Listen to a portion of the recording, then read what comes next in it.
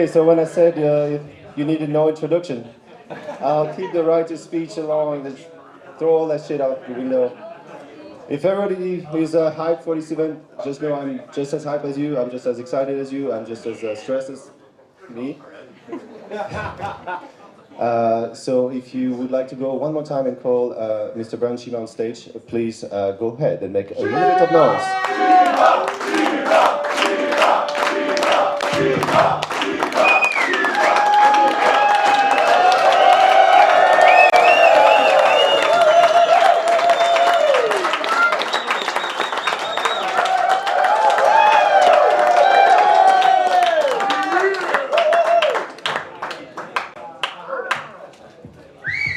Hello, everyone.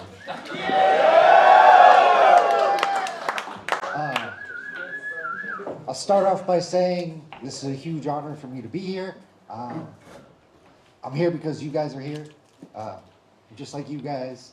I would not be here, literally, if it wasn't for all you guys. And I will always say thank you for always making me feel like I'm home whenever I'm around all you guys. So.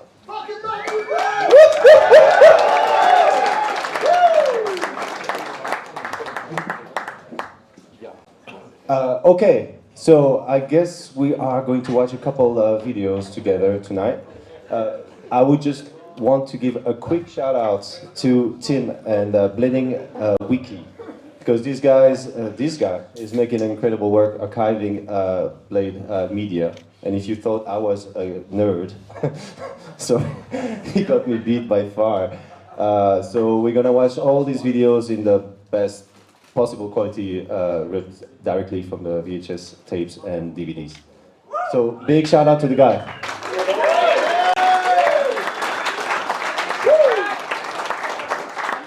And Brian, if you're ready to roll, should we get started? Yeah, let's get it going. Hell yeah, Kevin. Roll the tape.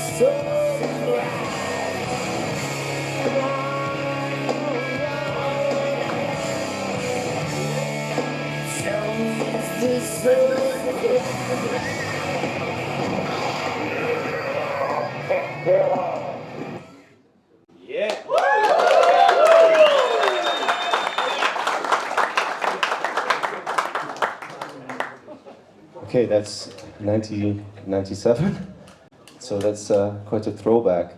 Medium, I thought this section was interesting for a couple of reasons. First, I think that's the first real section you had in the Medium team video. You had some clips in the previous one, and that's your first real section, right? Yeah, this was my first real section.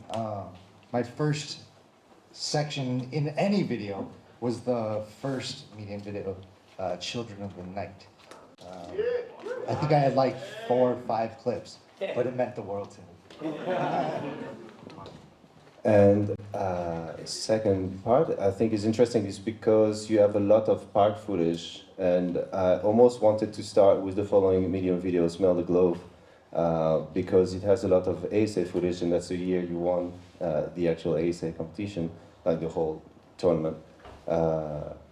And most people here know you mostly for your street skating. I mean, you made street skating what it is today. I think it's an understatement. So I just wanted to touch on the skate park skating for a little bit because that is prominent in those first parts. What was your relationship with transition? Great question. It's actually a very interesting answer. I was raised by a single mother, and she had to work all day. The safe haven to drop your kids off was the skate park.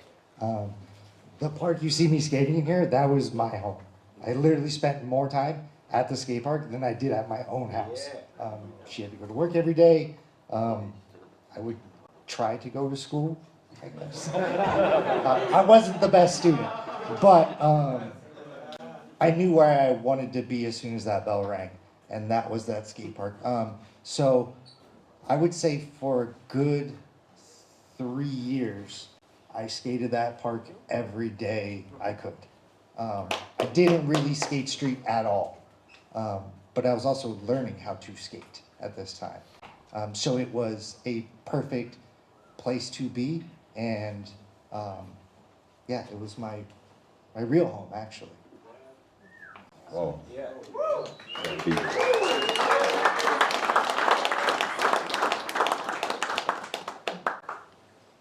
And from the skate park, your real home, like how did the relationship with Medium start? Because you said you had a few clips already in the previous one, and now you got the full part, and obviously that's the start of your relationship with Shane Coburn as well, which will prove instrumental in a few years from where we're now. So how did you get on Medium? Like how did this part come to life? So I got on Medium because Pat Lennon wrote for Senate, which probably you guys do not know. Pat was writing for Senate right after Hoax 2. And at the time, Medium wasn't around. So Pat was getting packages of Senate stuff and he'd give me stuff. And from there, we heard about this sister company of Senate being started called Medium, which was ran by Shane Coburn. And me and Pat hopped, actually no, his dad drove us to LA, and that's when I met Shane, and that's when I got sponsored by Medium, both me and Pat. Originally we went down there because, like I mentioned, Pat had already been sponsored by Senate, and he was getting stuff flow, and I was just very lucky to be able to tag along, believe it or not. Yeah. Wow, that's saying something about Pat Lennon's skating. So maybe we should play the next section, which is going to be more Pat Lennon skating as well.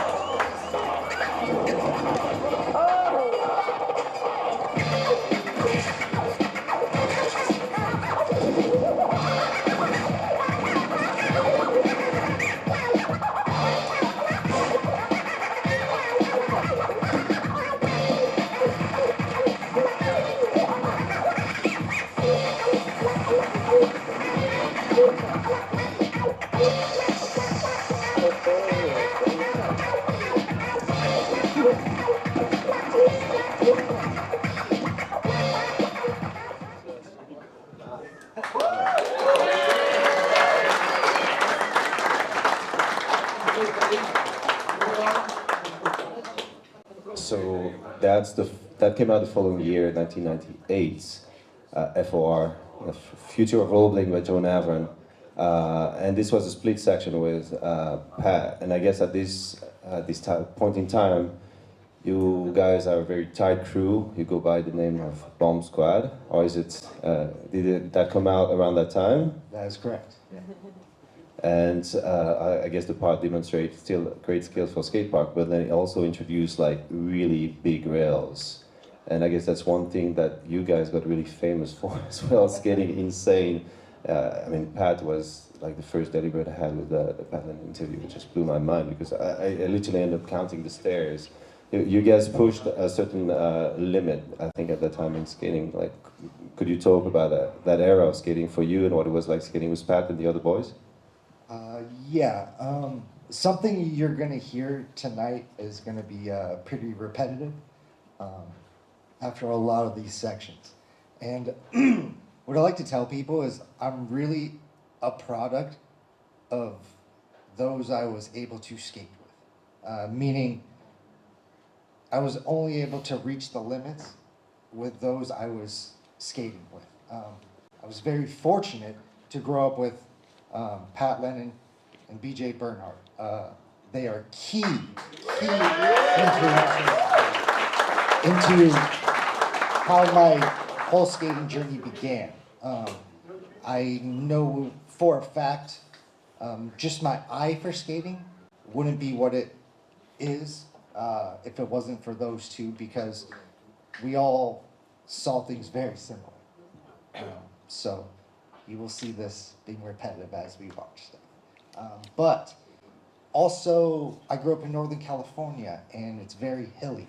So having stuff available to you, like the Southern California guys had, the perfect handrails, they just didn't exist. So it's kind of one of those, you get what you get, and you don't throw a fit. Just so happened to, our stuff was a little bit bigger than most. So it just ended up to be that way. But I will also say that the first one that two people actually really that I saw pushing limits on handrails. I know Pat is definitely one of them, but Pat got that from B. Bell. Brian Bell was the first one to really, really push big rails, and Pat kind of grabbed that, as did I, and we just kind of moved that forward. So. There's a thought for B-Bell.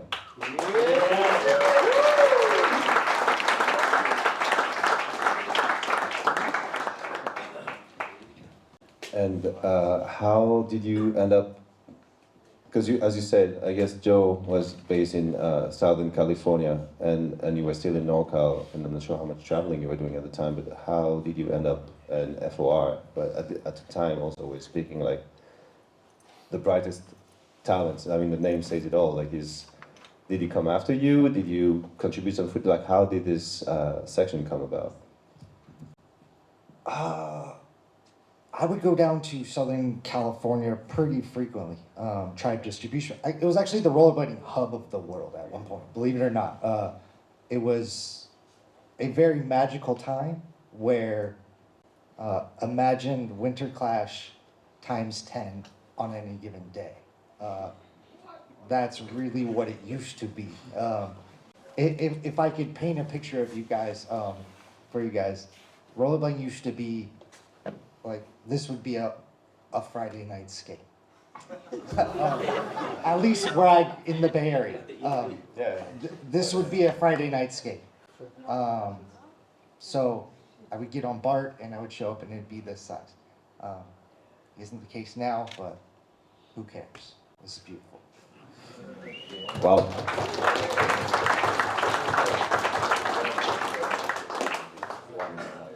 Done.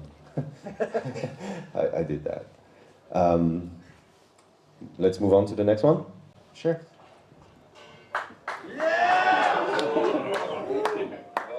We're still in the game.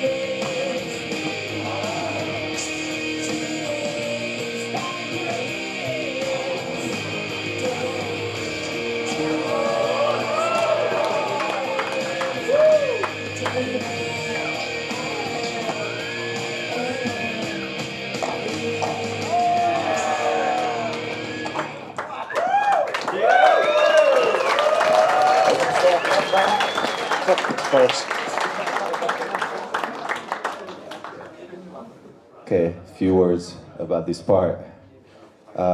As I'm pretty sure a lot of people in this room know, there's two sections. You got both the opener and the ender, and what is arguably one of the most legendary team videos of all times.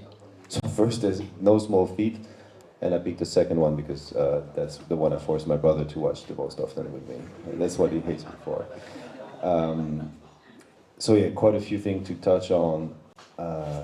I mean, if we talk about influential moments, pivotal moments in skating, even like the year 2000, the USD comes out with their first team video, and they have one of the most epic teams ever assembled. Shout out John, and shout out Dustin and all the other guys. But yeah, you got the opener and ender. So I'm wondering, like, what did it feel like to be Brian Shima in this moment and film those two parts? What was Coup du Tat like from the inside? It's a great question. Because I mean, like, we know the impact it had. So I'm not sure, but I'm not sure if you guys had any idea, like, how impactful it would be, or if you were determined, like, if you were on a mission to actually make, like, some sort of incredible statement with USD. Kind of like what I was talking about earlier. I'm a product of my environment. At this time, the USD team was insane. So, like, you can't come to the table with something that was just not acceptable. It was just not, you can't, you know? Fun facts, though, is when I watched this now, I didn't really realize at the time, but Coup du Tat was 2 trips down to Southern California for a week each.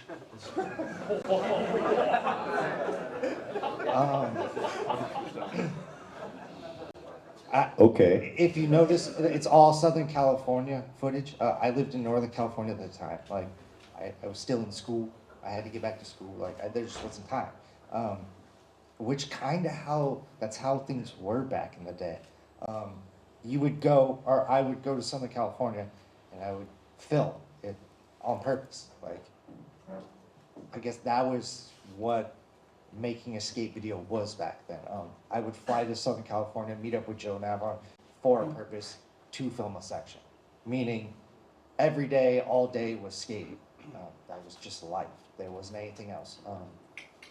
You know, if you could stay in one piece, after that 2 weeks, that was what you would get. Two sections, 2 weeks.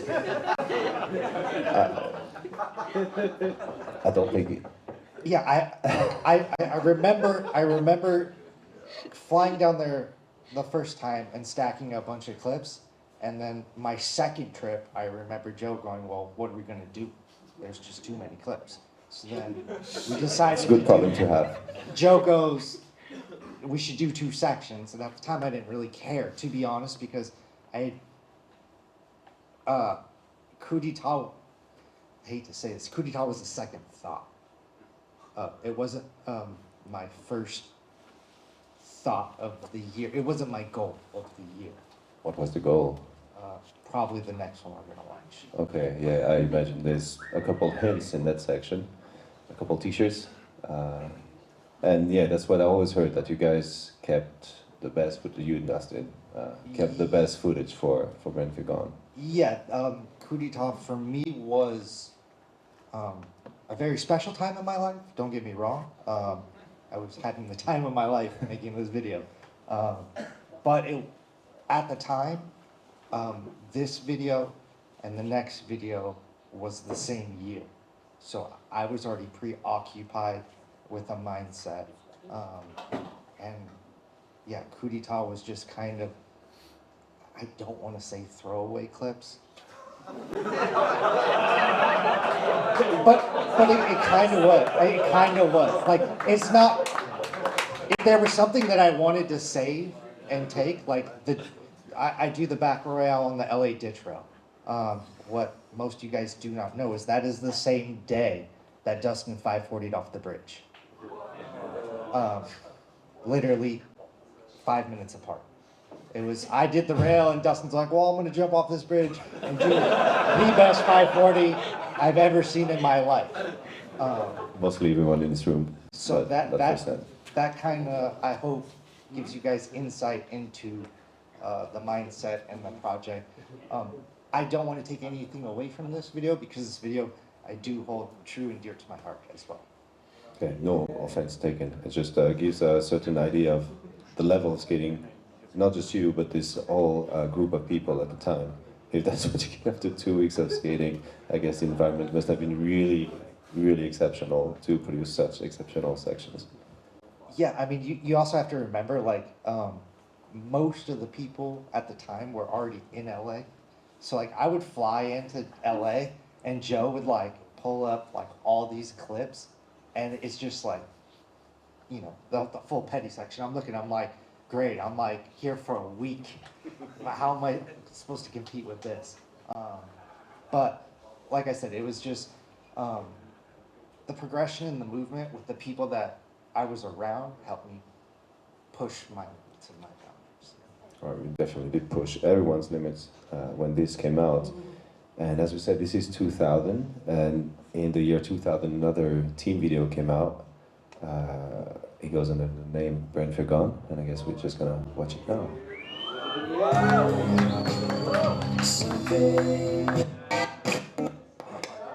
Rewind.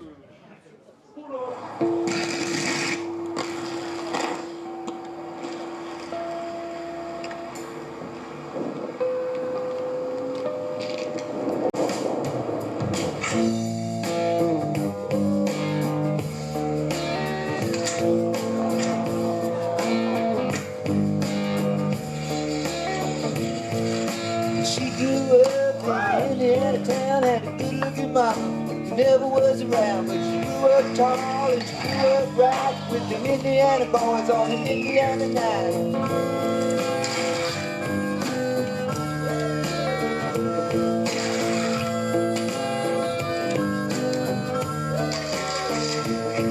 Let's move down here at the age of 18. It was more than anything. I was introduced and we both started grooving. Said I dig you better, but I got to keep moving.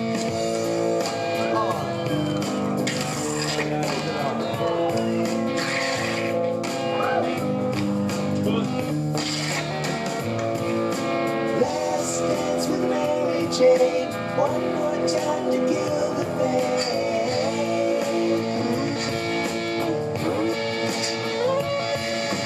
I feel so creeping in and I'm tired of this town again.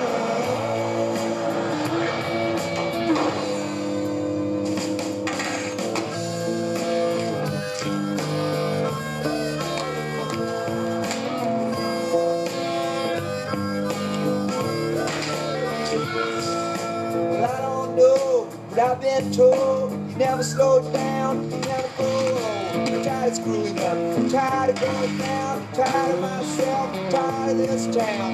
Oh my, oh hell yes, honey, put on that party dress. Buy me a drink, sing me a song, take me as I come, cause I can't stay long. Last dance with Mary Jane, one more time to kill the pain.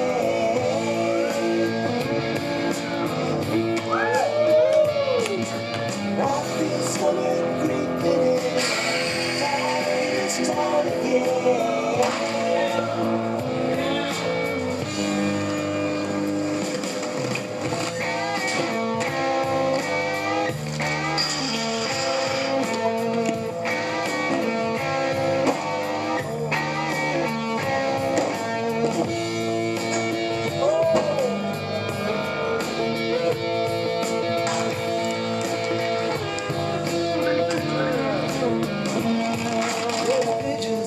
On Market Square, she's standing in her underwear, looking down from a hotel room. The night ball will be coming soon. Oh my, oh hell yes, you got to put on that party dress. It was too cold to cry when I woke up alone. I hit my last number, I walked too low. Yes, dance with Mary Jane, one more time to kill the pain.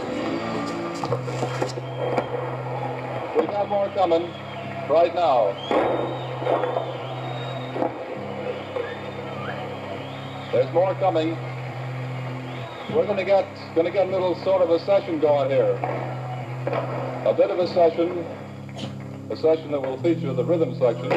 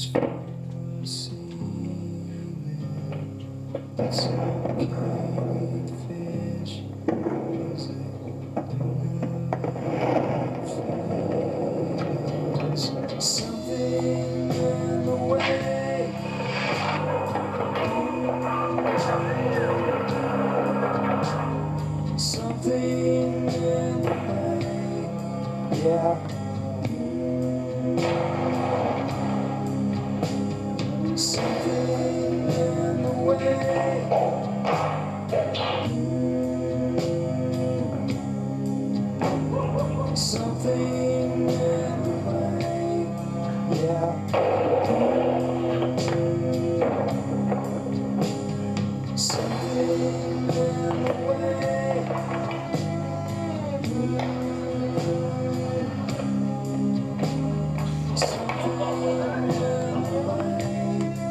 Something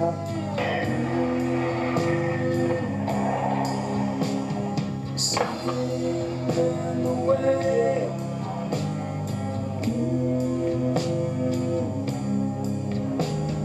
Something in the way.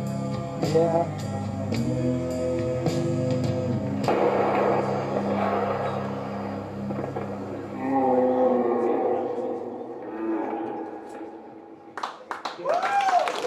Yeah.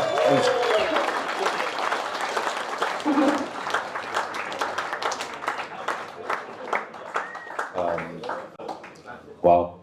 I'm probably gonna say this after every section, but for the record, I've watched Brent Forgotten probably more than any other skate video ever. So I'll try to keep it short. I have a lot of questions. First, what the fuck? What the actual fuck?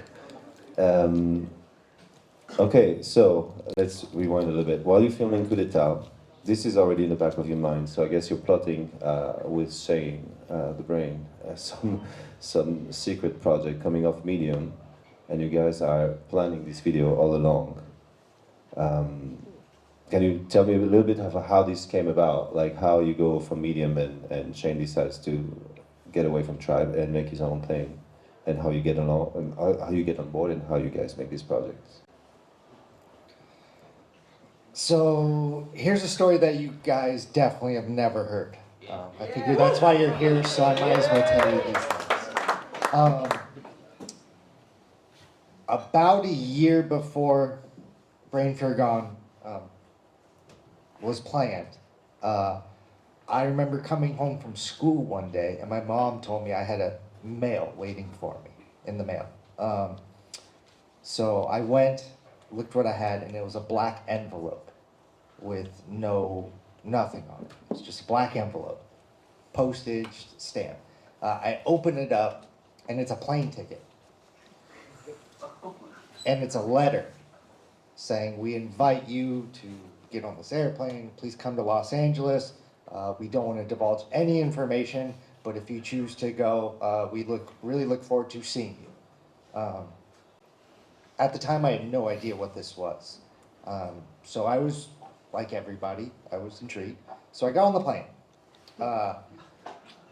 I flew down to Los Angeles, and I'm right by LAX in they have a bunch of hotel suites there. And, I get off the airplane, there's a guy standing there with, the sign with my name on it, Mr. Shima. So I'm like, okay.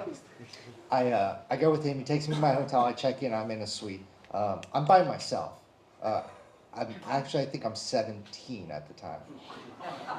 So, my mom, I can imagine some sort of... she let me go by myself through all this stuff. But so I'm in LA at a hotel by myself, and about, I'm gonna say 9:30, 10 o'clock at night, I get a knock on the door, and I open it up, and the person walking through the door is Arlo Eisenberg. Which I wasn't expecting. And so I was like, oh, okay. And then, I started putting two and two together. And I realized, makes sense. I just got a plane ticket. I'm in some fucking fancy hotel. Like, Arlo just walked in my door. Wasn't what I was expecting, but I get it. Arlo... Wait, what? The guy just knocks on the door and walks in. Did Arlo say anything? Like, hello? Yeah, he's just like, hey, his exact words, I believe, were, thank you for coming. So he was excited to see me. And what happened was, we went and sat on the couch, and I proceeded to listen to him give me a 30-minute sales pitch on why I should ride for Senate, which probably none of you know. This is at the time when everybody started running for Senate. Aaron Feinberg, there was Matty Mance. Everybody was there. They were just all in different hotels. So everybody was there, but everybody was staying at a different hotel. Not even and none of floors. us, Jean Bergeron, everybody, and it was also the largest paycheck I had ever been offered in my life, which was quite shocking at 17 years old. How much money did Art Rosenberg offer a 17-year-old? It's probably more money than I ever got offered in my career. So, I'm not gonna ask for a number, but blows the mind. Numbers! I want to say it was something like $5,000 a month with royalties. Take that, Rollerblading. I could be wrong. I mean, this was what? 25 years ago, 26 years ago. Anyways, I remember sitting in that room with Arlo and nothing felt right. I just felt like I was in the wrong place.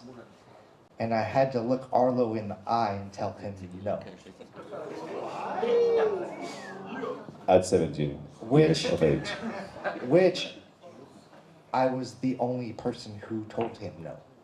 Everybody else had told him yes, which he proceeded to give me the spiel of this doesn't work unless you say yes. But I really, So there's second pitch coming after the first one, after you first said no. He meant business. He really wanted me to ride for Senate at the time. No pressure. But I told him no, and I was very firm with my no. Like I said, it just didn't sit right with me. I repeated to ask him, what about Medium? Yada yada. Senate had been sold to Bravo. Bravo was just taking Senate because that's what they wanted.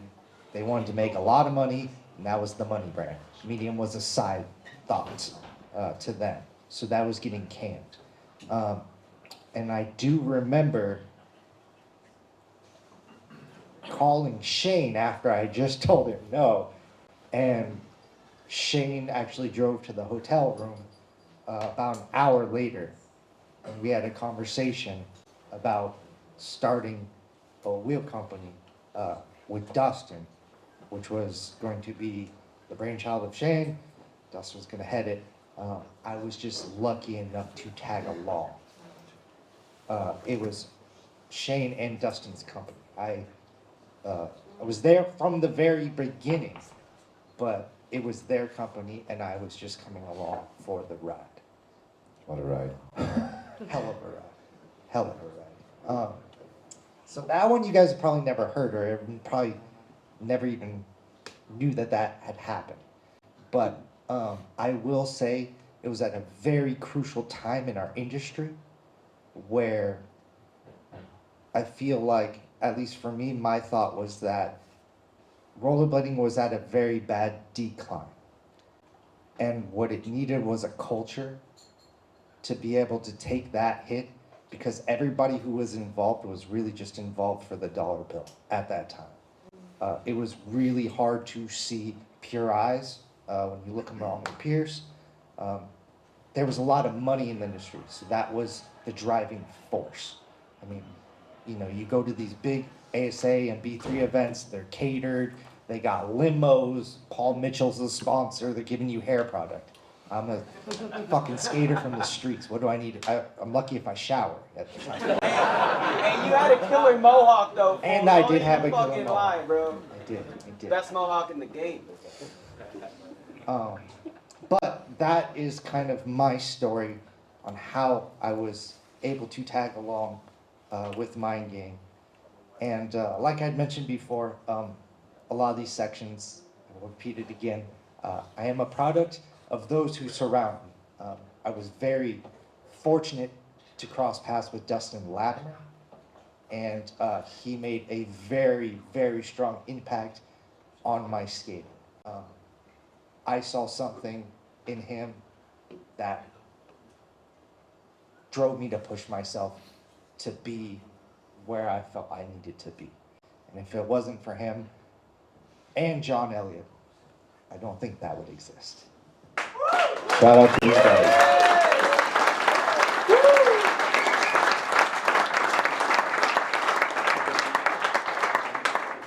So that's how a 17 years old gets onto arguably the biggest wheel company at the time. Refuse an offer from what is the biggest wheel company and goes on, tags along to create the next biggest wheel company in the game. And you said, okay, right place, right time. I would say right man, because obviously these sections didn't make themselves. A lot of, like, all the footage is in, a lot of it is in San Diego, so it's not even LA anymore. It looks a lot like Southern California. Are you still living in Northern California and just taking trips at this time, or did you already move like closer to the industry? Halfway, maybe quarter way into filming, I moved to San Diego. I left the Bay Area, went to San Diego, and that was literally my mission, was just bring it on. Also, it was the place where rollerblading was thriving the most. Angie, Daily Bread Magazine, a lot of very strong pivotal players in the game were all located down there. So that was my call. I knew I wanted to be where the action was. So I was able to move down there and really devote myself to rollerblading at that point. Yeah, it shows devotion. And yet it's funny, because I think on the Jump Street podcast, shout out Austin and Billy, you mentioned that watching it now, a lot of these clips felt like fillers. At least, like, that's what you went on record to say. It's not how it feels to me, and probably not for a lot of people. And yet, that is how you see that some of these clips in the video.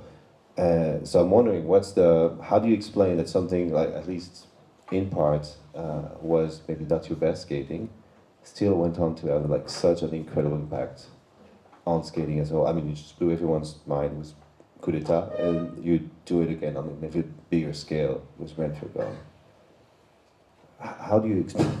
Sorry, my brain just melted 24 years ago, and I'm still trying to recover from it, but I'm just trying to understand, like, how didn't that feel crazy? None of these tricks? During the time, it was just my normal life. I guess it's the best way I could put it. That was my day to day. I didn't do anything else. So it just felt normal. Nothing seemed out of the ordinary. I will say, when I said there were a lot of filler tricks, sometimes I forget how long I skated for. At the time, they were not. But as my career progresses, I guess I forget that at that time, a lot of that stuff was groundbreaking, as you would say, or whatever. But realistically, like I said, that was just my day to day. I would go skating with Dustin Latimer, and as you guys have seen, his part and Elliot's part, that was just our life. You know, we were blessed and fortunate enough to be able to be put in that position, to be able to dedicate our lives to basically this video. Like I said, that was all I thought about the whole year. Thank you for that.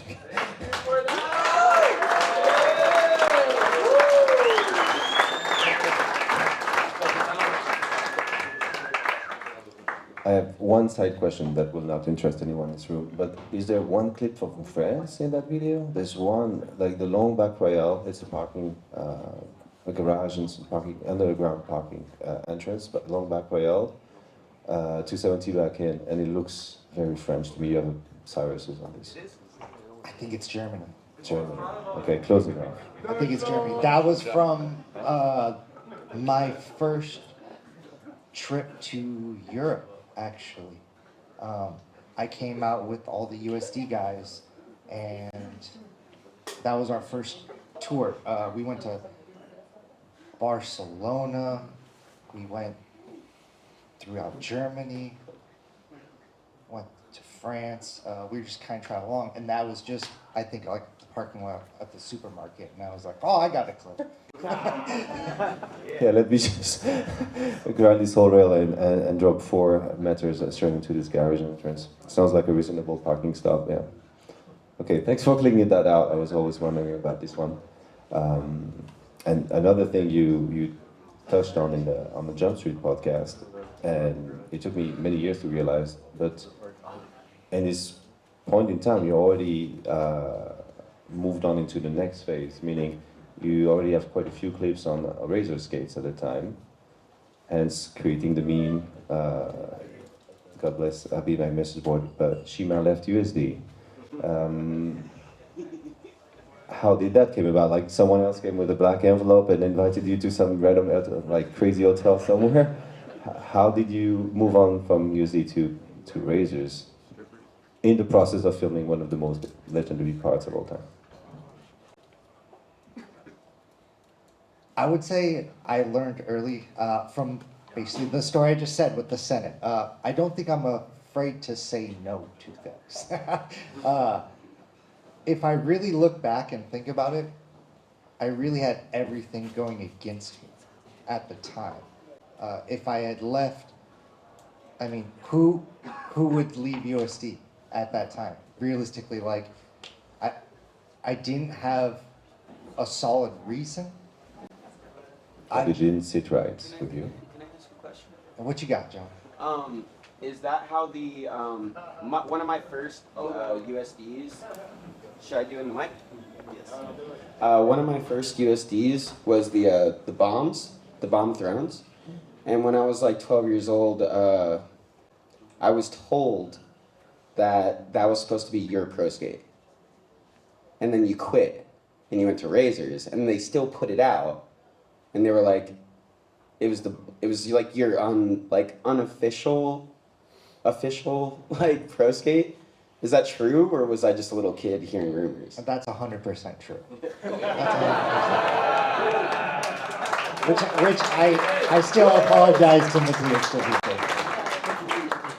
Thank you, John. Great question.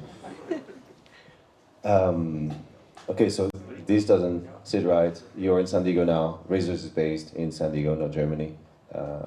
Yeah, I basically what it comes down to was USD was established. It had everybody, literally everybody. You could say arguably the greatest team ever formed. I didn't feel like I was in a place that I should be, meaning it was already established. I wanted to work with a clean slate. At the time, you can say Razors was a clean slate. Fair enough.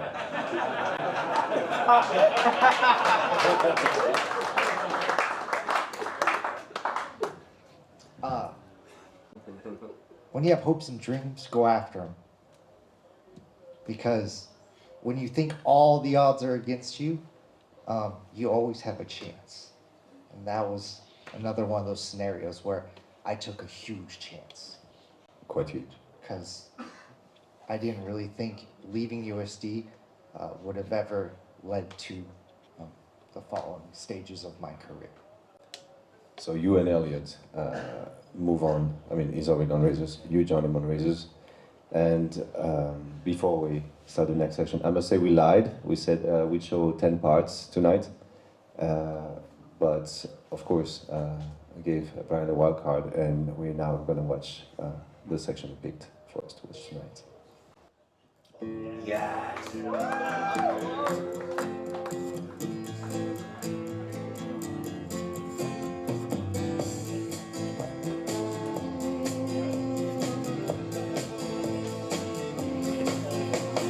Pistol shots ring out in a barroom night.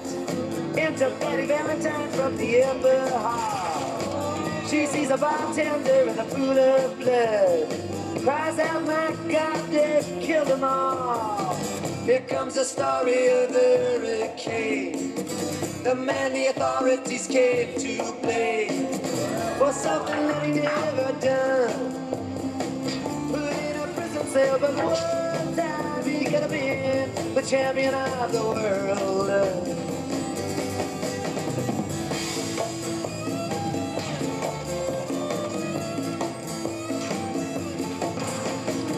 Three bodies lying near this petty sea, and another man named Bello moving around mysteriously.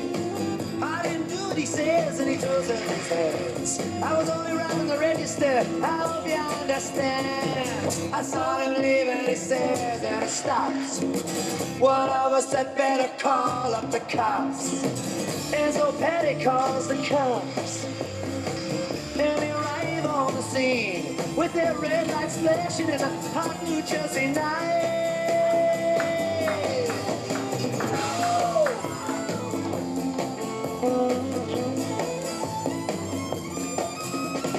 Meanwhile, far away in another part of town, Reuben Carter and a couple of friends are driving around.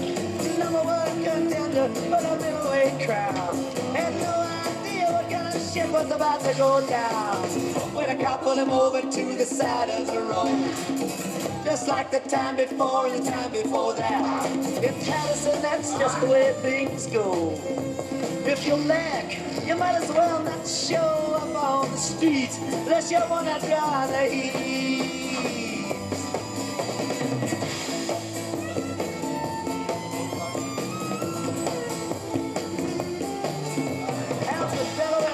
And he had a rap full of cops. Him and other Dexter Bradley were just out prowling around. He said, I saw two men running out who looked like middleweights. Jumped into a white car without upstate plates. And Miss Patty Valentine just nodded her head. Cops said, wait a minute, boys, this one's not dead. So they took him to the infirmary.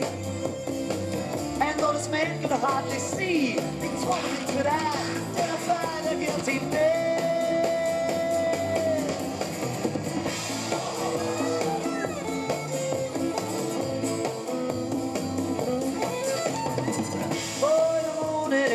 Room and in. They took him to the hospital and they brought him upstairs. The wounded man looks up to his one dying eye. See, why'd you bring him in here for? He ain't the guy. Here's the story of the hurricane. The man the authorities gave to blame for something that he never done. Put in a prison cell but one time. Speaking of being a champion of the world.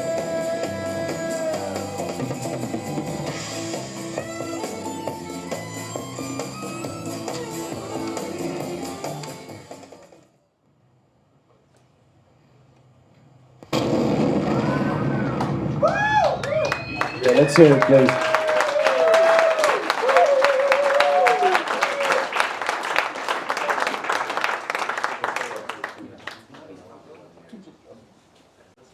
Yeah, the Coup du Tat, Brain for Gone In, this one were all back to back to back. Yeah, they came out like within a little over a year. Yeah, within that. So it was a busy year. That was all. Okay, so as I said, this was not part of the original list, and Brian, like, why did you decide to pick this one as your wild card? I think it was a very pivotal point for me. It was my answer to Coup du Tat. I guess leaving USD at the time, I knew I had to try to push myself even further, which this was the answer to that. Before this, well, Razor's never had a team video, so we just knew we had to do something that we were proud of, and this is one that I am proud of. Yeah.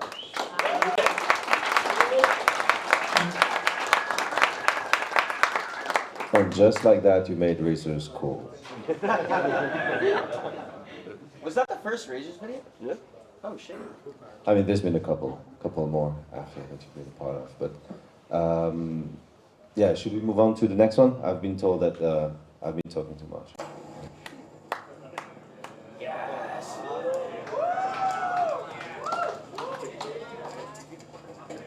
I live for drugs. It's great. It's great. I live for drugs. It's great. It's great. I freaked out very, very badly. I freaked out on acid. I live for drugs. It's great. I'm the white rabbit.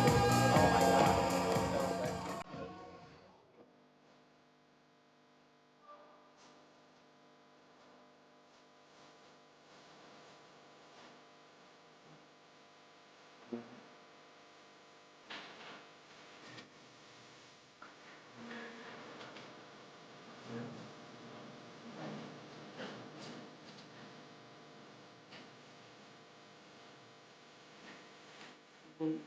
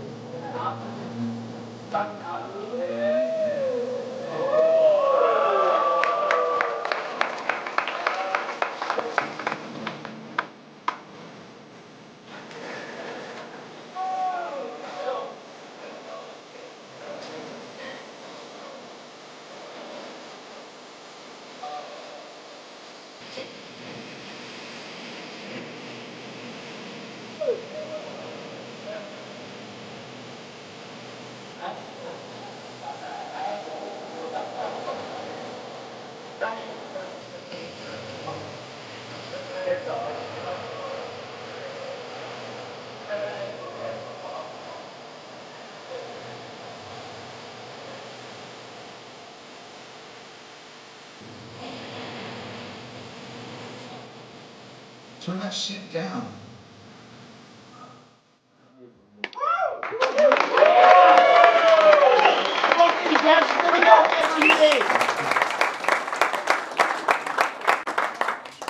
So, white t-shirt, white skates with your name on it, and you just made Razors even cooler. You outdid yourself.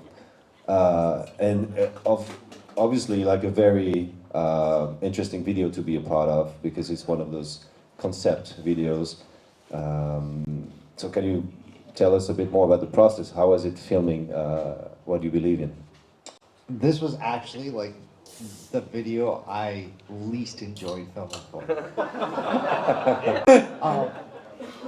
Because you have to deal with people getting in the bunny rabbit suit, tons of props, tons of security. It never went smooth. So, 10 skate spots a day, you get one trick. If the rabbit made it in. So how long did you film the part for? This was off and on, a couple months for sure. Arlo he had the script written and he had to film everybody. you know, people were flying in, people were flying out, so it was just really whenever you could get time with Joe and Arlo. And I'm sorry, I don't know what the White Rabbit is. If you're looking for any sort of meaning, just know. I don't know that one.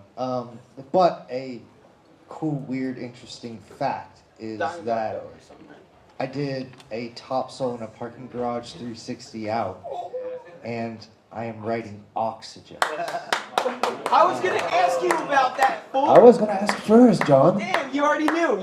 We all seen. We You know. reacted louder than it. What the fuck is going on with that? Why are you writing yeah. oxygen? First, for the record, let it be known that me and my team won the pop quiz last year. Dave, let it be known that the final question was about some missing footage for Smell the Glove that got sent, tape that got sent through the post and got lost in the process. And the theory was this clip got rescued from that tape many, many years later and made it into what you believe. What do you believe in section? Is that factual or am I totally tripping? That is 100% factual. That was the last pair of auctions I rode before I got sponsored by USD. Okay. Remember that whole Senate story I told earlier? Mm-hmm. I don't know what happened, but my footage disappeared that same time. And it's the same mailbox, right? Because everything is sent to Gothard Street. Yeah. So, I don't know how it popped up. Was this way later? Like 7 years later. 7 years later. But I remember Joe going, well, I'm going to use this. And I go, all right, do Fuck my yeah. best. That shit's badass. Thanks, Sorry, John. my bad. Thanks, John. I need to shut up. Yeah, sorry. But this ended up being the least enjoyable section to make. So I hope the next video was indeed more pleasurable making.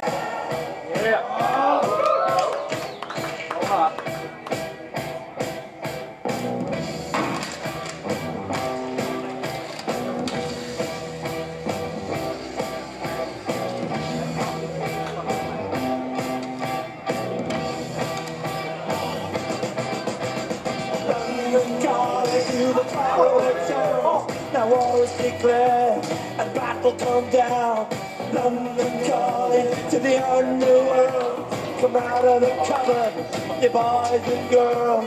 London calling, now don't look to us. Phony Beatlemania is putting the dust. London calling, see we ain't got no swing except for the rain and the crunch of thing. The outfield is coming, the sun's zooming in. Meltdown expected, the wheat is within. Angels stuck on him, but I have no fear. 'Cause London is drowning. I live by the river, to the imitation zone. Forget it, brother, you can go it alone. London calling to the zombies of death. Quit holding out and draw another breath. London calling, and I don't want to shout, but while we were talking, I saw you running out. London calling, see we ain't got no hide, except for that one with the yellowy eyes. The ice is coming, the sun's zooming in, engines coming, the wheat is going big, a nuclear error.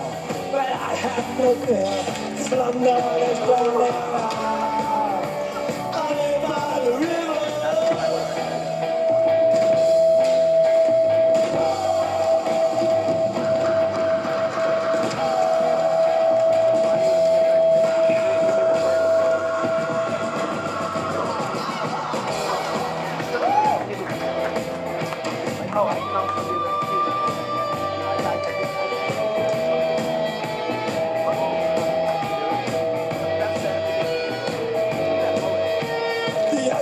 Is coming, the sun's zooming in, engines stop running, the wheat is going in, a nuclear error, but I have no fear, 'cause London is drowning. I live by the river.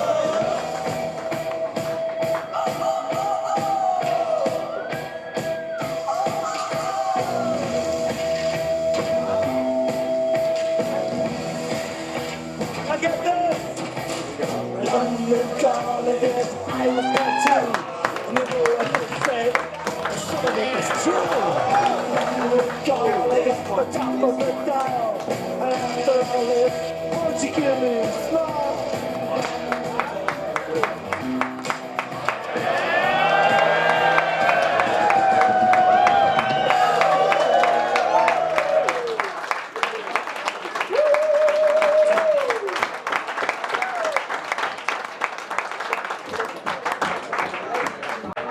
Okay, make a bit more noise if Leading the Blind is your favorite skate video of all time. Decent to say it left quite an impact as well. You're skating roofs, you're doing crazy gaps, you're instantly technical, and for the record, that fish brain, that long ass fish brain, this ledge is tall as fuck. And you're charging like there's no tomorrow. This was an incredible section, and you got a crazy haircut as well, John. Punk rock. The best mullet in the game in that one. Dude, I've never seen a mullet that good. A Euro mullet? Yeah, and you talked about starting with the clean slates, and I guess I remember those words, that slogan, cleaning up the industry. This is a very particular video because this is your own company, 4x4 clothing team video, urethane, my bad. First, how do you start 4x4? Why do you start it? And how do you fuck up the game once more with this part? Well, I figured if I could quit USD, I could quit Mindgame.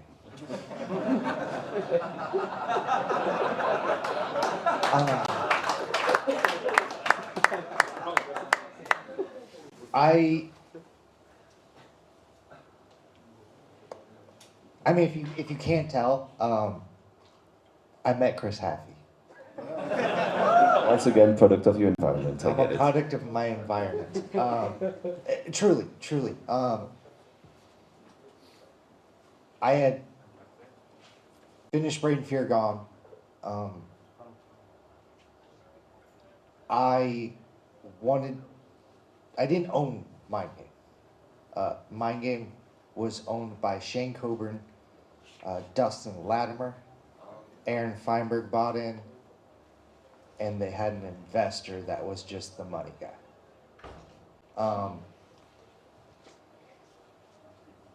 Going back to the time where I had this thought in my brain that rollerblading really needed a path for skaters after their skating career, which at the time no one really owned any companies, skaters wise. It just wasn't there yet. The opportunities also weren't there. Nowadays I see a lot of new companies. People are able to start companies and they're able to, keep the growth. Back then, you were really up against these huge conglomerates with millions of dollars. So you really just didn't have a chance. With 4x4, I knew that I wanted to start my own skate company because I felt like that was a step somewhere in my brain that rollerblading needed, was that It was time. path forward to kind of show what is possible and how far you could go. Also, like I mentioned before, I had met Chris Haffey, and How old at the time? Little I think kid Chris in was San like, Diego? I mean, I was picking him up from school to go skate. So my gosh. he was like 15, 14. I would pick him up from school and then we'd go skate. Literally, I'd like get in line with all the parents, It was pretty funny. But I learned something earlier in my career from meeting people like Dustin Latimer, these people I've come across. I was able to kind of feel their energy and know where their mindset was at, and I hate to say it, but I knew. I knew what was coming. In order for Haffey to have the lane, he would have always been in the shadows of Mindgame. Yeah, This because is he was mine. writing This- for yeah, offload. he was writing AM for Mindgame. So I decided that I would start 4x4, and basically me and Happy would try to outdo Brain Fear God. Story of your career. How do the previous section, which are all incredible milestones. Yeah, which I would say I did. Yeah. Would you agree? Yeah. They're all amazing, but what the fuck were you like? That was crackhead shit, dude. I don't know what the fuck. No crack was involved. I know no crack was involved, guys. Yeah, do you, about the filming of this, like also this one, the video was made by Jan Welsh, who was a partner in 4x4 at the time, I think? Yes, Jan Welch and Pat Lennon. Pat Lennon. And so we're going back to these Bomb Squad days. How was it working with those guys, and how did they make the video? Yeah, I mean, Pat's IT. I'm technologically not advanced. Pat was always into it. I knew what my goal was, and I knew that Pat and Jan would be able to get us there. I had no doubt in my mind. And if you ask me, I think both of them exceeded all expectations, because this video is something that I'm extremely proud of. Thank you, Steve.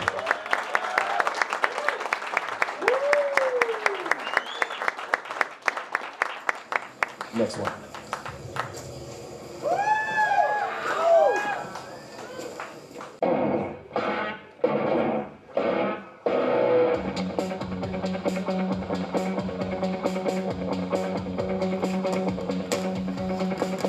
One-eyed sun, one in the night, sleep tight, sleep walk like honey. Oh my, capital I-L-O-V-E-U, put it in a letter. I could kiss you underwater, I could in the mirror. It so took my heart and crossed it, said done lost it, said done lost it. Say it again. Get the guns out, get the guns out. Get the guns out, get the guns out. Get the guns out, get the guns out. Your love is a deserter. Your love is a deserter. One-eyed sun, one-eyed night. Sleep tight, sleep walk like honey. Where you want me, got me where you want me again. Say it again. If it's personal, say it again. Get the guns out, get the guns out. Get the guns out, get the guns out. Get the guns out, get the guns out. Your love is a deserter. Your love is a deserter.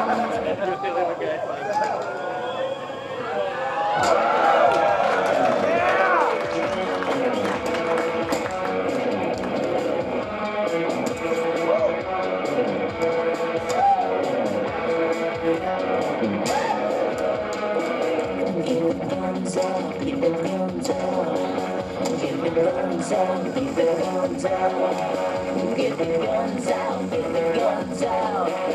Get the guns out. As white as the bride, other eye, as black as the devil, it's alright.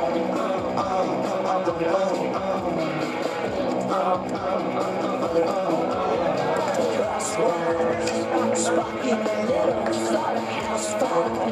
With us in the middle, it's alright.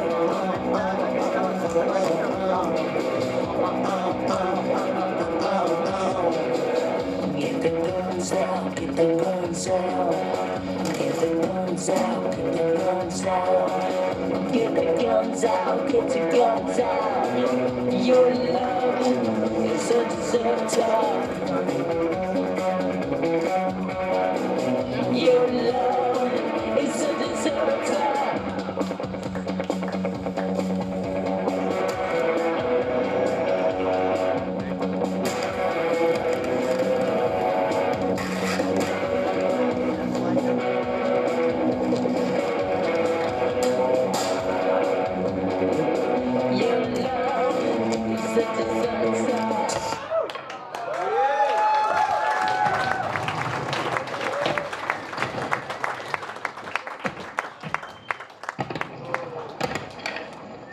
Holy fuck.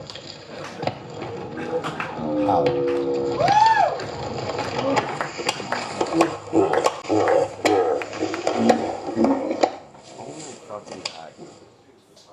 Okay, so before you say it, I know, product of your environment, but this one is pretty interesting, I think, because we've seen a lot of team videos back to back, and every time it's representing a brand or a project. This one is a homie video. It's and okay, once again, Happy, but also Stockwell, Jesse, Rowe. Like you have like a different crew, and you're not representing anything. You're just, I mean, you're skating together and making a video with cartridges, no less. It's how was it different to actually film in those conditions? Like, was the process of making a part different? Definitely.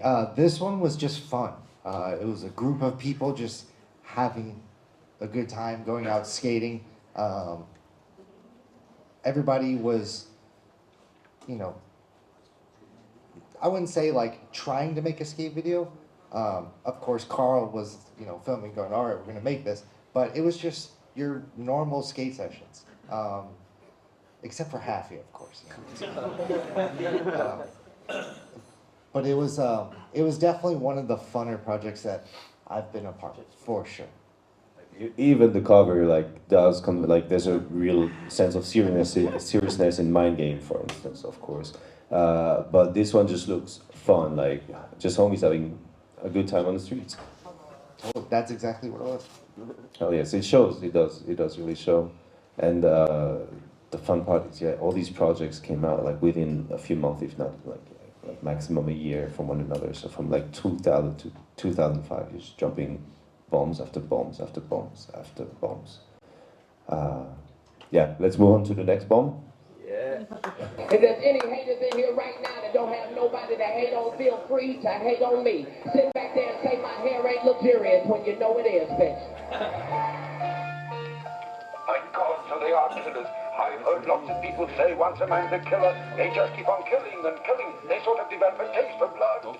Yeah, that's right. To kill one man or kill 10, it's all the same. After all, they can only hang you one. Both fans clutching, chillin' with my man Rusty, low down. Blew off the burner, kinda dusty. The world can't touch those purple tape. Wait, co-host, Monkey Hall Expo, Intellectual Retro, Sun's trifling fuck. Wildflower on the cycling. Picked up the broom, thought I was Michaelin. West, right, and forward. Now I'm into iron duels, turn up the earth. Swoopy, she had a lost spin. Inhale, break beats to hell, ain't a light propel, parallel. Doris Cell 9, you flash the burn cell. Snap at a Candyland kid. The old rumor is blacks become immune to shit. We never did like eating dead birds. Trust the pharmacy over herbs. Men marrying men ill. They got the herbs control. Sister hand, wig vanished in the winter. Living off plan. You got them right. I'm fuck fans, king me. Checkmate. Props like the microchip founder. Next to next stock with Bill Gates now. When we hug these mics, we ain't building. Have a good time with G.O.D. Make you snap your fingers all wiggle. Scream, shout, laugh, but just giggle. Shake that body, party that body. Don't fuck with ghosts and feel sorry. That's word, I'm not the herb. Understand what I'm saying? Hit mics like Ted Koppel, rifle expert, let off the Eiffel. Burn a flag in the grass, spiteful. Ringleader, set it off. Rat Deli Jeter, Culprit, Prince of the game, wish you can see us. We lay low, glitter wax, full bangles. Priceless roll, playing around the car, get tangled, woolly hair. I'm fiery red, feet made of brass. 12 men following me, it be the guard staff move. Heavy scripts like Miramax, smash the big boy, totaled it. Wheel shot, fear facts, sun beaming, wifey on the beat, sipping steam of Tubinos to Latinos. We love Selena overnight. God schedules, FedEx, pretty solo at Velvet Nights, DNA scroll, genetics too high. They handle one thought from scrambling the mandolin. 100 game, Will Chamberlain, smack him, say when. He rolling up, face wrinkled up, hands is on his nuts. Okay, stop fronting on the ground before you get touched. He's kicking the dry set with a lost son. We won't ride. We want it so bad, we might cry. For every blow depends on breath control. So it's the first thing you must learn. Fortunately, it's easy. You'll soon learn. What is you complaining about?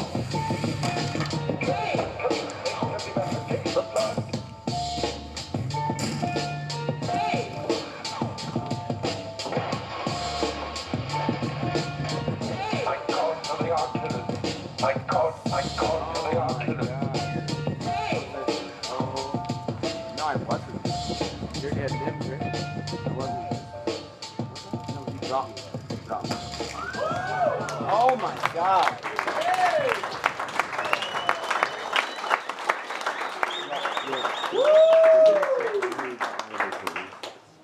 Wow. I'm repeating myself now, but for the record, Drip Drop is also one of my favorites. Underrated, if anything. I have way too many questions to ask, so I'll try to keep it short. So this is the second 4x4 video. Obviously, this is also a very important project for you. And this one is made solely by Pat Lennon. And I think it really shows, like, it has a really distinct feel to it in the editing and the vibe, like the cutting of the songs. How was it to have Pat, like, make your longtime homie make your team video? I wouldn't have it any other way, to be honest. I wanted to give Pat the creative freedom because I trusted him, I believe in him. And I mean, don't get me wrong, I said no to a lot of crazy things that are not in this video. But, you know, it was never a doubt in my mind. To be honest, I remember I went to Pat's house and he pressed play and I watched the whole thing entirely without ever seeing it before, and went to print after that. So I will say this one was a fun project. I didn't go into this one going, I'm going to try to outdo Leading the Blind. At this point, the other side of rollerblading, meaning I had started all these companies. Yeah, you're running Rat Tail. Started taking more of my day than skating was. So at this point, I thought my skating career was on the decline, meaning I didn't know if I would have the time or the mental state to be able to keep pushing myself. So this one was just, for me at least, a fun project with no rhyme or reason to make it. I just wanted to make it.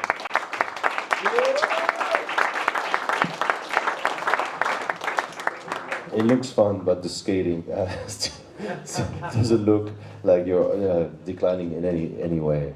And yeah, I have another question related to that part, because you've also set a certain tone in that era for rollerblading, and like the previous sections we've watched, it's Ozzy, it's the Kills, it's the Clash. You said it, like the haircuts as well. You brought like a very rock and roll flavor to skating into 4x4, and this one you went with Ghostface, and and also not only did you go for a hip hop track, but you went for a track that Vinnie Minton was used for Vinnie Minton's section. I was wondering if you were aware of that or Pat was aware of that when you made the section, and if it was a certain statement to bring back like a hip hop Shima in some sort of way. I've always been a fan of Wu-Tang since the day it came out. In my Panasonic G-Shock Walkman, it was Wu-Tang Forever nonstop. On the way to school, on the bus, skating, it was always that. So that was a no-brainer. Like I said, I had seen this video for the first time when it was done. I Pat goes, what do you want to use? And I just said, Wu-Tang, forever, really. And he goes, okay, for sure. And so he picked a track, it got sent off, there's no real meaning behind it. I wasn't trying to take Vinny's song or something like that. It just happened to come out that way. And it just works perfect. So let it be known, Brian Shima is for the children. For the children. Shout out Henry. And because time is running, let's get ready to watch the next part now. Up spelling, please.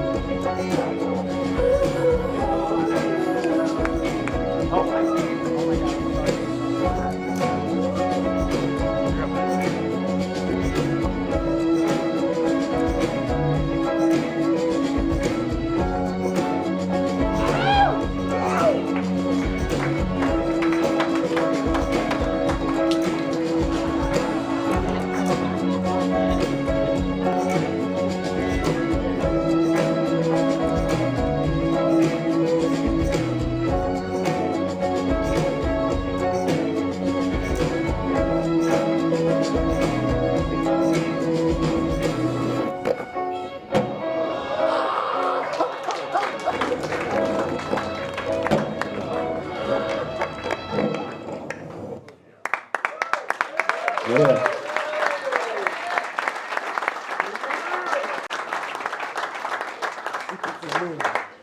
A couple of things about this section.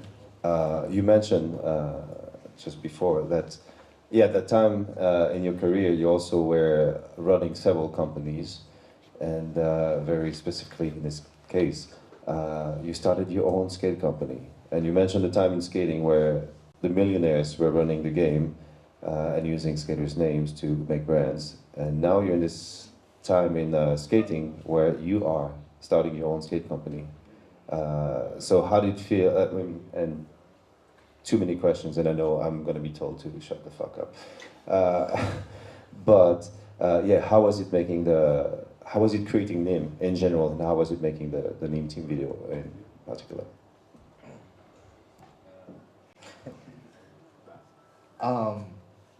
Creating NIMH was never a question of not to. It was just how to. That was always the main goal from the beginning. That was the dream. Can a, rollerblader to a single parent who grew up really with just toys on their feet go as far as they can to a point where they can not buy their way into an industry that is so rich and so pure with just love and passion? I knew it was possible, and I just, like I said, it was working out the how-tos. So in a way, maybe like 4x4 and Ground Control, like all these first companies were like stepping stones working towards this goal, and you already had it in your mind that you wanted to skate. Correct. They were all steps. I mean, you can't just, yes, you can. If you have the means to, you can just walk in. Nike can come in tomorrow, Adidas can come in tomorrow. They can turn everything we have upside down. I've seen it with my own eyes. Gap, for instance. These people can come in, come out, and they can change everything. But what we've learned from the first round is what's really important is what is here in this room. I think that's what mattered the most. All those were just steps to get to the skate company, which I was very fortunate and lucky enough to be able to see through. And this one, especially, I'm going to repeat it again. I'm a product of my environment. But this time you picked the environment. No. I met John. I met Montre. I met Joey. And just like 4x4 with Happy, that's what this was. It was... I'll be really real with you guys. You guys all know this. I don't think it's something that it's unspoken, but it's real. Because we are a super small industry, there's only so many positions for rollerblading to support these people, so that they're allowed to dedicate their lives to the sport and the culture we have created. At this time, it's been an ongoing thing for a long time now. This was my chance to bring the next generation, because at the time, that wasn't happening. And that is something that I saw over my career that just has to happen all the time. You have to pass the torch. You cannot hold on to it. I was given the torch. And I tried my hardest to pass that on, which I believe I have. I think you, picking Montre, Joey, potentially John. You did pretty all right. I did okay. Those guys are great. Me, I suck. I know. And one other thing before we roll the next one, what I really like in that section, I think it's a point of emphasis. There's a lot of lines. You're not jumping too many crazy gaps. You're not doing too many crazy rails. The direction has changed a little bit, but there's a lot of emphasis on lines and just control and finesse in general. I must say, as a viewer, I really appreciated that as well. I'm not sure if it was conscious or if it's just the direction the skating went. It definitely was conscious in this one. I just wanted, this was actually probably like one of the cleanest skate sections I've ever had. It's definitely not the gnarliest, but it was something that I would say would be like my closest to a flawless skate section for myself. Competing against myself, that's as clean and as tech of I will ever get, of course. Okay, so you establish this, I can do all this, and then you say, oh yeah, but fuck that, I want to be gnarly as well. And that's when you make this next section. Kevin, all yours.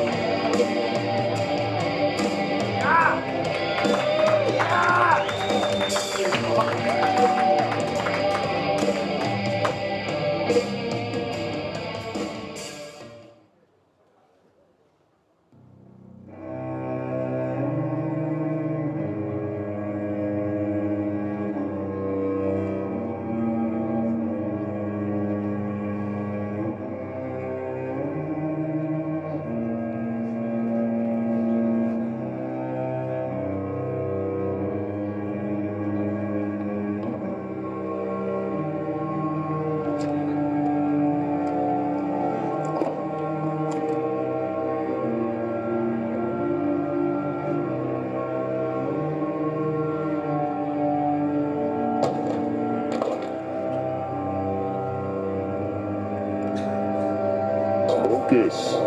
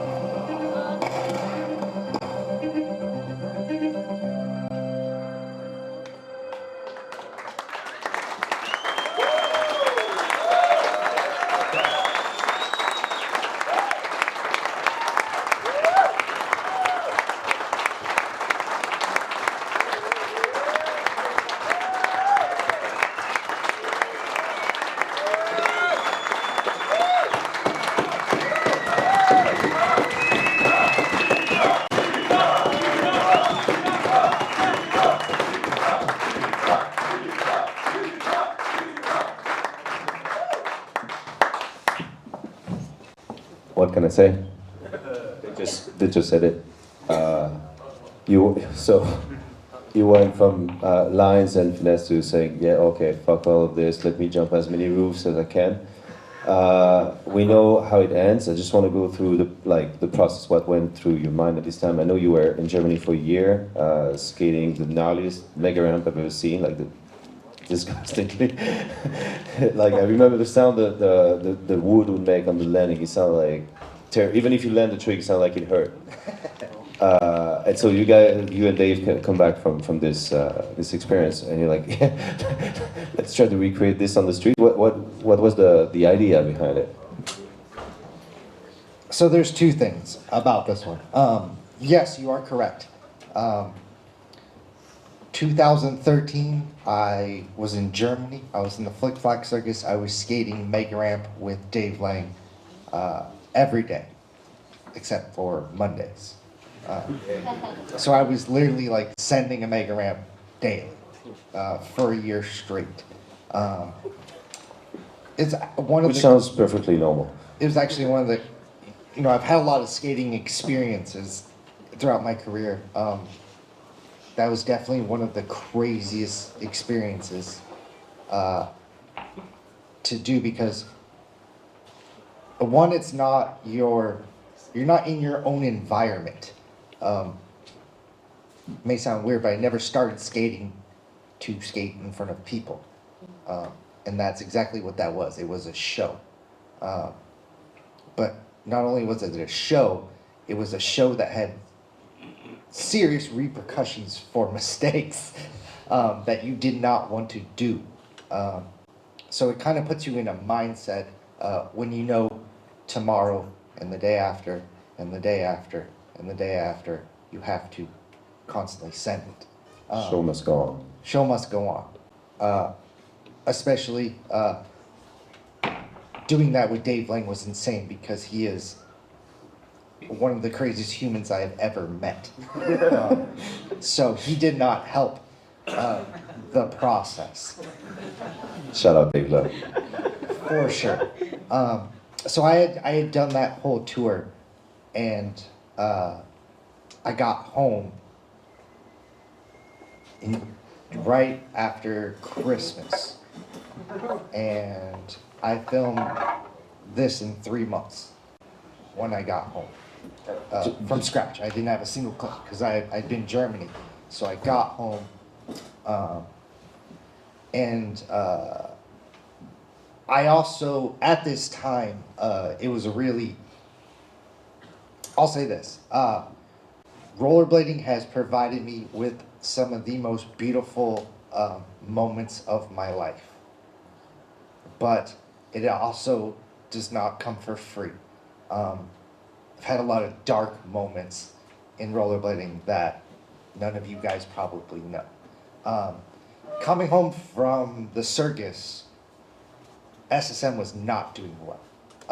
To be honest, I shouldn't have started any of those skate companies to begin with. Any real business person would have told me no. I didn't start them for money. I started them because I felt like I had to. There wasn't another person in the world at the time that was in my position. So I felt like it was my duty to see it through. I also wanted to do it, so I'm not saying like I was forcing to. This was something that I wanted to do. But also, coming home, I had felt that everything was going to come to an end. So this was kind of my answer. Was like, if it is, that's how I want to go out.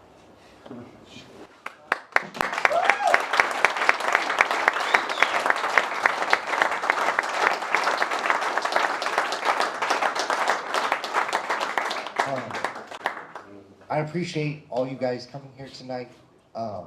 It's been a real honor to share my whole skating career with all you guys. To be fair, we've got enough material for a second, so if you want to come back this year, we definitely got 10 more parts to show you.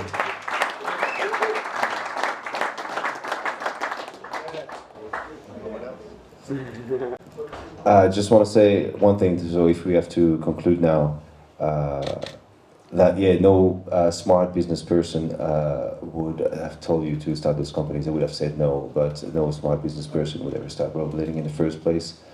So if anything, in the name of mostly everyone in this room, I can thank you for starting these companies, because they actually changed rollerblading for the better. It made a lasting impact on the sport, and I think it's opened a lot of doors for people to start their own companies.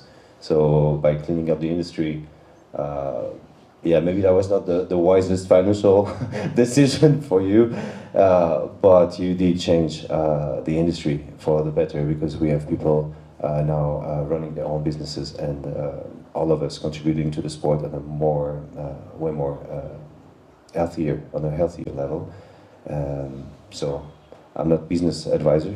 If anything, a business advisor would have also told me to quit a long time ago. But in my name, and I hope I speak in the name of a lot of people in here, thank you. Thank you for joining us tonight.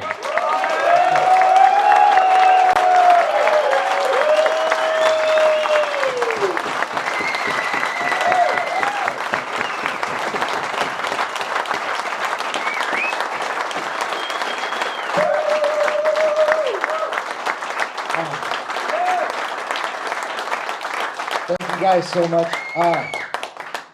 I guess we could end it like this. That was my whole career. I want every single person to know I have no regrets. I have no regrets in my whole blading career.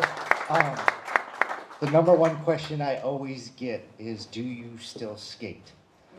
And the best answer I could give you guys is I don't need to, because every day you guys put on your skates, I am living through you guys. So, thank you.